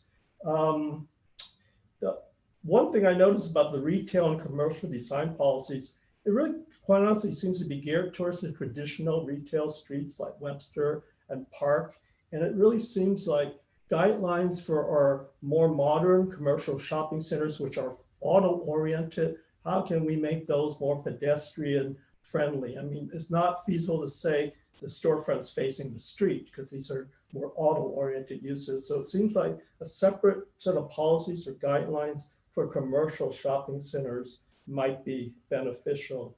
To me, the parking issue, when I drive to park in Webster Street, to me, sometimes, is it really a parking supply problem or a parking efficiency problem? There are some parking lots, the banks, that are on weekends, it's just you can't park in them. And this is a general plan is aspirational. I know it's a challenge, but it seems to be beneficial to explore shared parking arrangements and to better utilize the parking efficiency that we have. I'm not a big fan of surface parking, but if we're going to have them, at least try to encourage making them more efficient. That could help reduce the emphasis on the automobile. That's a comment about that. I think the policies on waterfront design and access are very good. One thing I find kind of missing in those policies, and I know it's covered elsewhere in the general plan, so I'm not saying it's ignored, but it seems like a discussion of adaptation to sea level rise in future waterfront design is critical. And I know this, city's already thinking about that, but seems like that's a natural item that should be cross-referenced or included in the waterfront design policies. Under architecture design excellence, there's a lot of, again, similar to the single family home concern,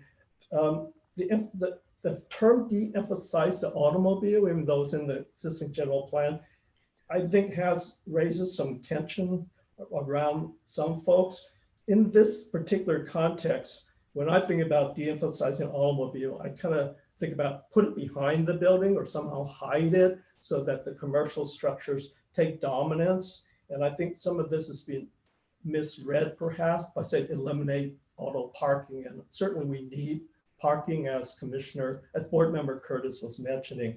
So I think trying to emphasize that this is a site design principle, and there's other policies elsewhere in the general plan that talks about how you deal with the parking ratios. Another more detailed comment is regarding articulation. It kind of talks about adding recessed windows for shadows, and I think there's other ways to add architectural interest to a building other than just the shadows. I mean, it could be wall offsets, how you do roof treatment, fascias, cornices, things like that. That could also add architectural interest. So maybe expanding that statement a little bit more. And then a final comment in the housing element policy. There are terms that are used. I know it's already an existing housing element. This is maintain the integrity, complement the density. Those, to me, those are kind of ambiguous terms. They're kind of vague and they could be interpreted two different ways. On one hand, someone could say, especially say a project next to single family homes, if it's higher density multifamily, one could argue that's not maintaining the density or does not complement the existing integrity of the area. So to me, that seems to be a tension of what does that actually mean as Alameda looks forward to accommodate some different housing types in the community, especially in areas that are adjacent to predominantly single family homes. So those are some of my comments. And what I'd like to do, Andrew, I'll just forward you my other comments. That would be fantastic. Thank you. Thank you. Thank you, Board Member Hum. I would like to really appreciate all of my board members. Their commentary and insights and their different points of view are highly valuable in this process, as are all of the public speakers who have brought up issues of varying sides, and Andrew and the staff and the consultants have done a really wonderful job at moving this forward. I will try to be brief in my comments, after which we will be taking a 10-minute break. I'm going to reiterate, the general plan is a guideline for how the municipal code is to be crafted.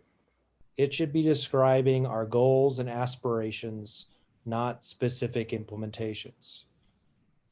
And in that line, for LU3 and LU26, I am fully in support of Mills Act implementation for Alameda as a means of helping encourage the preservation.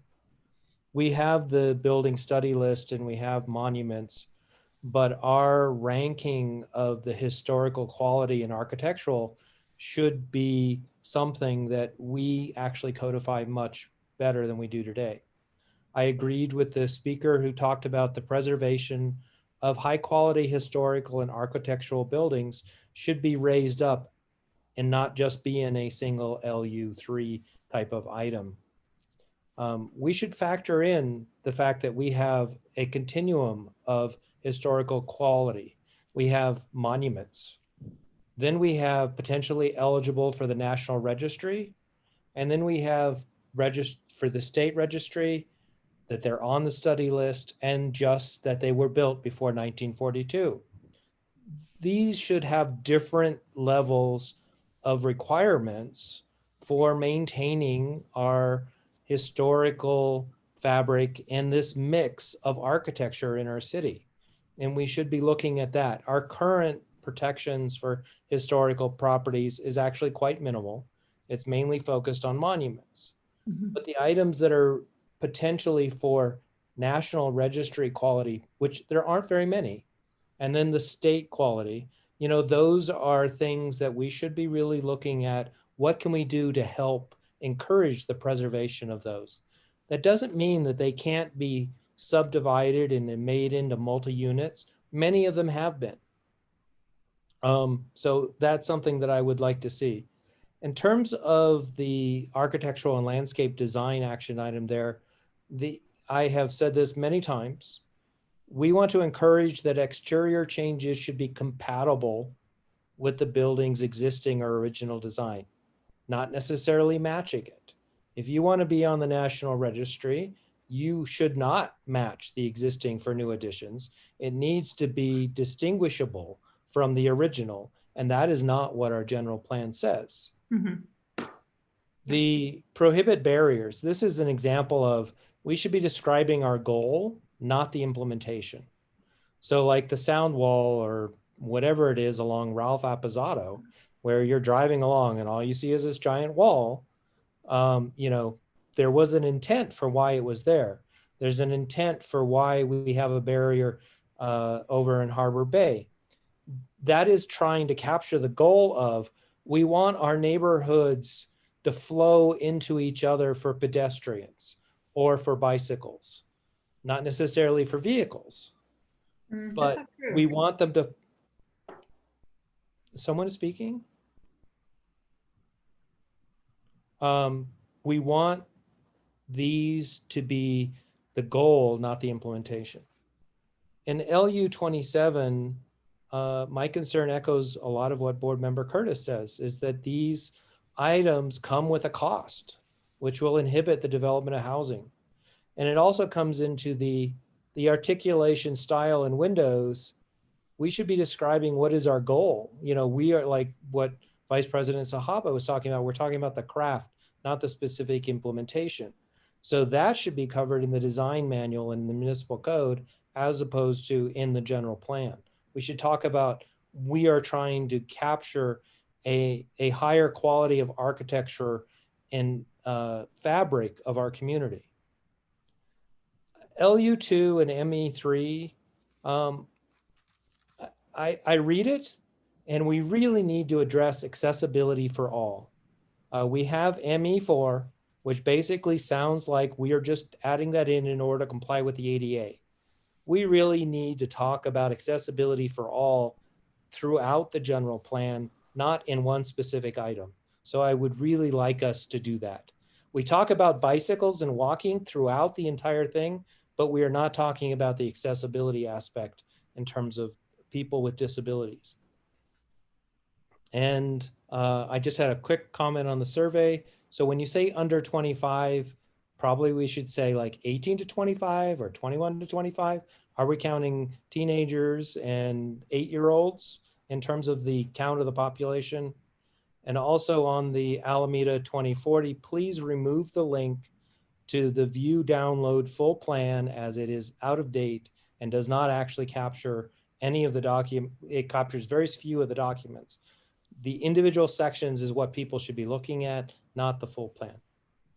And with that, I am going to conclude this item, and we are going to take a 10-minute break. So we'll be back 2 minutes before the hour. Thank you, everybody. Thank you, Planning Board. That was excellent. And thank you, public.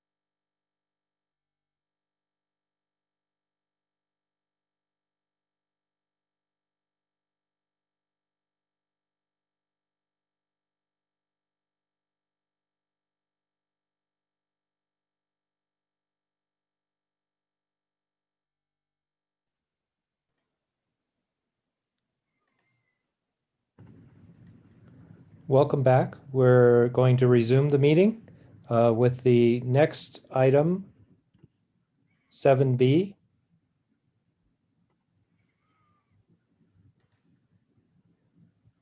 People can't hear me, correct? Okay. A design review of 2416 Lincoln Avenue. The public hearing to consider a design review for exterior modifications to an existing two-story mixed-use building and associated site improvements. It's the 1,134 square foot two-story previous addition will be demolished. The space occupied by the addition will be replaced with 5 surface parking spaces with associated landscaping and fencing. I assume, do we have a staff report on this? Yes, this is David Sablon, Planner 3 with the Planning and Building Transportation Department. So on August 17th, the Planning Board approved a design review, or I'm sorry, use permit for cannabis retail dispensary at this address. At that meeting, the Planning Board asked for some improvements and some completion items for the design review plans before they could approve design review. And so the applicant went back and addressed those concerns and are asking for approval of the design review. And yeah, so I'm here to answer any questions you have on that, on the resubmitted plans, and the applicant is here as well. Okay, David, I reviewed the tape from the meeting and we actually approved the design with conditions and subject to the staff approving it and putting it on the action item. What happened? So to back up, the planning board's approval from August 17th for the use permit that's in the resolution was appealed to the city council. And so the feeling is that, you know, the staff approval of design review might also be appealed to the planning board and then to the city council. So rather than having that chain of events, we would just bring it directly to the planning board. So there's no appeal of a staff approval. Okay, thank you. Yeah. Do any of my board members have any questions that they want to ask on the plan before we have the public hearing?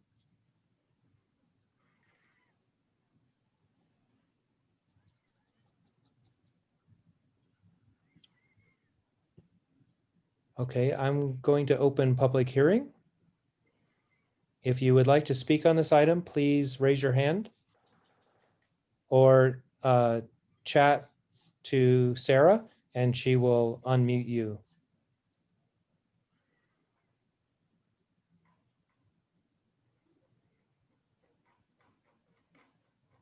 It doesn't look like we have anyone to speak on this item.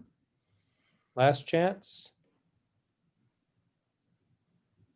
Oh, I'm going to unmute Alan Ty. One moment. Alan, you should be able to unmute. Oh, thank you. I didn't have anything to say, but I just want the ability to unmute. Thanks. Sorry, my apologies. We're going to close public comment. I think No, I'm sorry. I'm out of line. I thought the public comment was closed. It is closed, and I was going to call the people in the order, in a particular order that we used before. So the first board member who may want to comment on this item would be Board Member Rothenberg. Thank you. Yes, I would just like to offer, when I didn't listen to the tape and we don't have the minutes yet, but when I looked over my notes, there were a few items that it didn't seem to me that they were thoroughly addressed either in the revised plans or in the conditions of the resolution, and we didn't see their they didn't bring back their neighborhood good neighbor policy. So I just wanted to make note of them in regard to exactly what is going to be on the signs and where the signs are going to be, particularly at the sidewalk where the vehicles cross that busy pedestrian corner.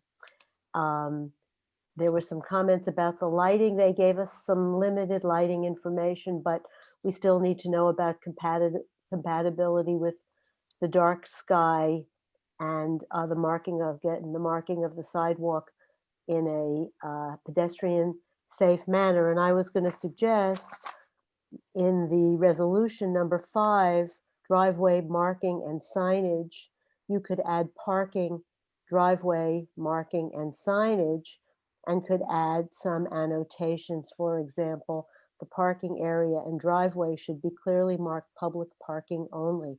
This was a comment from our discussion at the public meeting, and that signage at the entry and the exit should have pedestrian crossing warnings, and make sure that the driveway plans include that in the final documents should they get to your permit officer. And that's all I have. Thank you. Thank you, Board Member Rothenberg. Vice President Sahaba?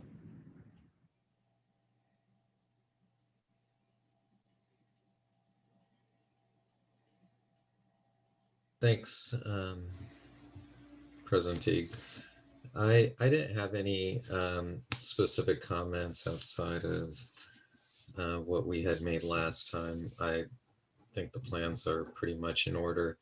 The only thing that is more of a civil issue probably than anything else is I'm not sure how the curb cut is drawn on this drawing. It looks like it would impact the pedestrian right of way if it really comes into the sidewalk as much as it indicates on the sheet. I think we need to just, maybe that staff already has addressed this, but the curb cut should be limited to a very small section where the street meets the sidewalk. But here it looks like it extends quite deep and may impact, for safety reasons, pedestrians who are walking and then having a tripping hazard or walking over that curb cut. So I don't know if it's a graphic thing or if this is really meant to be implemented in the way that it's drawn. But that's something to study on the staff side to make sure that there isn't any issue on that part. That's my. Yeah, board member Sahaba, Alan Ty, city planner. I believe the driveway curb cut is existing, and other than maybe a repair, no changes are proposed. So the graphic really is just to represent that there is a curb cut, but without proposing specific modifications. Okay, that graphic isn't drawn correctly. That's right. It extends through the sidewalk. So, okay, understood. Thank you. That's all I have. Okay. Board Member Ruiz?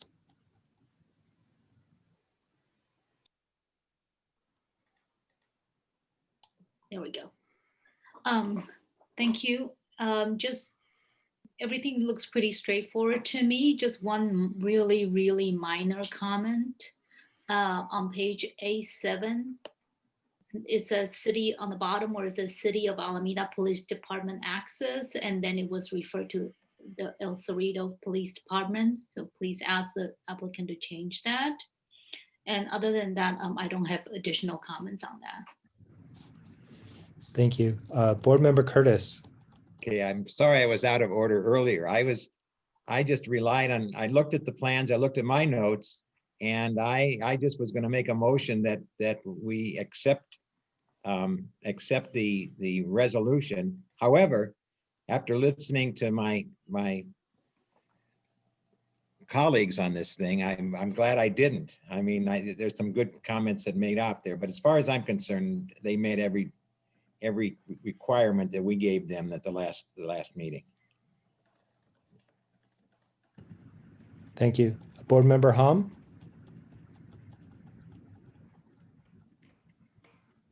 Right.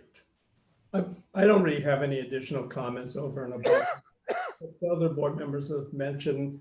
The only item which a board member Rothenberg already mentioned was, I recall, there was this condition about highlighting the crosswalk or the driveway for pedestrian access. So other than that, looks like the plans look satisfactory to me, and they've addressed the comments from the last board meeting.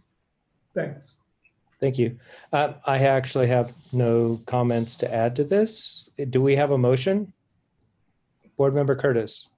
I'd like to make a motion that we accept the resolution with the corrections that Ms. Rothenberg put into them, and wish them well. Do we have a second? I'll go ahead and second it since I see I'm not muted. Okay. Any further discussion? Wave your hand, I guess. Otherwise, can we have a roll call, please? Or I can do a roll call. Board Member Rothenberg? I was going to give you a thumbs up. Aye. Thank you. Vice President Sahaba? Aye. Board Member Ruiz? Aye. Board Member Curtis? Aye. Board Member Hom? Aye. And President Teague, yes. Then we will conclude this item. Thank you. We're going to move on to the draft minutes from April 27th of 2020. Other than the fact that they spelled my first name wrong, I did not have any changes. We have a new person doing minutes. Well, we have so many Allens, so. And different spellings of Allen. Does anyone else, board member, have any changes? Then do I have a motion? I'll move to approve the minutes. I'll second. Board member Rothenberg, Aye. Sahaba, Aye. Ruiz, Aye. Curtis, Aye. Hom, Aye. Teague, aye. Thank you. Staff communications, the report on recent actions and decisions. Alan, you want to take that? Sure. So President Teague, members of the board, in the last cycle, we approved 3 design review applications, actually including a certificate of approval for a demolition of a garage on the property you just looked at under design review. Otherwise, pretty straightforward residential projects. Does anyone wish to pull any of these items? Okay, thank you. Oral report on future public meetings. So I could give a quick update. At your next meeting, we will have a hotel project coming back to you. This is a project that is over at the Harbor Bay Business Park at the Gateway. It's a Hilton branded hotel that came to the board about 2 years ago, received design comments, and are coming back with revised plans for development plan and design review approval. We also have a development plan for 2607 Santa Clara. This is a residential project involving subdivision of tennis courts for new housing that this board had also reviewed earlier in the year, I believe. And that project is coming back. And Andrew, do you want to talk about the Del Monte? Yeah, it's a minor development agreement amendment to extend an internal timeline for the completion of Clement Avenue, which is, they're actually under construction on it. So it's a relatively minor issue. And then the one last item that we plan to bring forward is a amendment to the citywide use permit that allows businesses to take advantage of their outdoor space for COVID-19. We want to be able to expand that possibility to more commercial businesses, as well as refine some of the regulations that may apply. That's really a cleanup. Yeah, it's a cleanup. Okay, thank you very much. Do we have any written communications? No.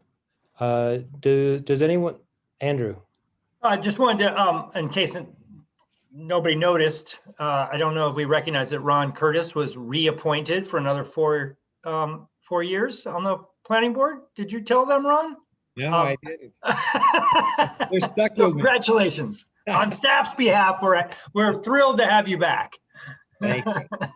And then at your next meeting, Xiomara, and I'm blanking on her, Cisneros, did I say that right? I think she was on the call today, but her first meeting will be in 2 weeks. So she was appointed to fill Jeff Kavanaugh's space. So we're thrilled to have her, and I'm sure she'll be a great addition to the planning board. Yeah, she is currently on the call. Oh, great. Yes, I'm really excited to be joining the board. Thank you for everyone's leadership, and look forward to the next meeting. Terrific.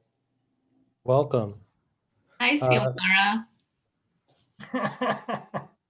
Okay, board communications. Does anyone have anything that they want to ask, clarifications, et cetera, of staff or other board members?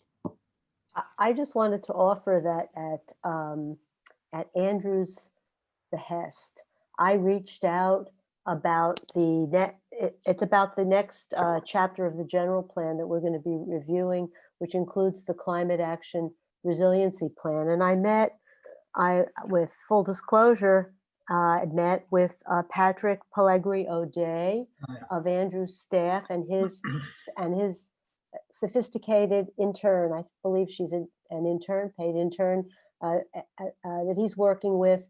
And I reached out to him on behalf of the American Institute of Architects, California. I'm an executive board member for government relations, and we are working with about 100 different cities and counties in California on all electric reach codes. And I was interested in knowing, in my review of the next element in the general plan, because there are some goals about electrification and the gas moratorium extending to private properties, but the actions were not discrete and specific. And Patrick and his staff shared with me that actually they have drafted an all-electric reach code, and that will be coming forward. So I'll summarize my comments to that chapter, and then I'm going to share with all of you and with Patrick for his staff some really important summaries across the state,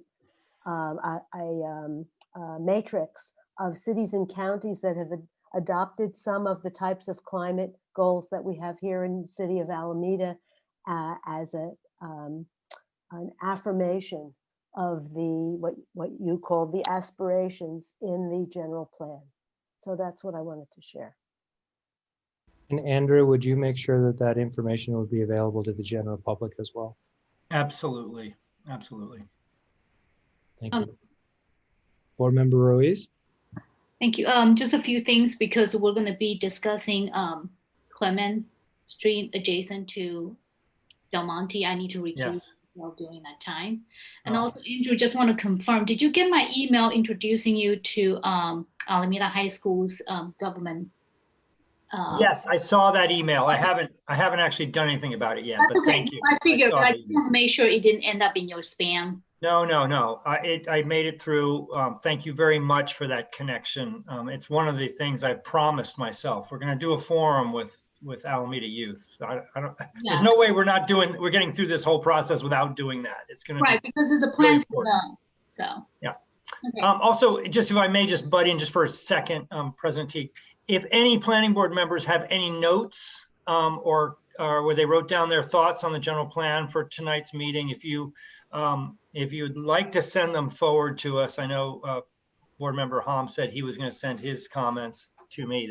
We really appreciate that. It's very, very helpful. Both Amy and I were taking notes furiously during the meeting, and we have you recorded, but many of you spoke very eloquently tonight, and actually had actual language that you were referencing. So if you can send those notes along, that's super helpful to us, to this, to the staff on the general plan.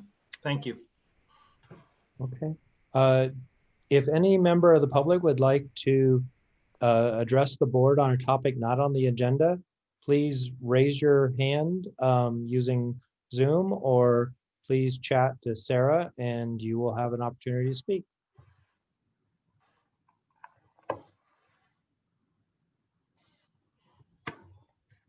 Seeing none, I will adjourn the meeting. Thank you, everybody. Thank you, Planning Board. Thank Thank you, Sarah. Thank you, Amy. Thank you. Thank you. Good night, everybody. Thank you, Good night, Sarah. everyone. Thank you. Bye.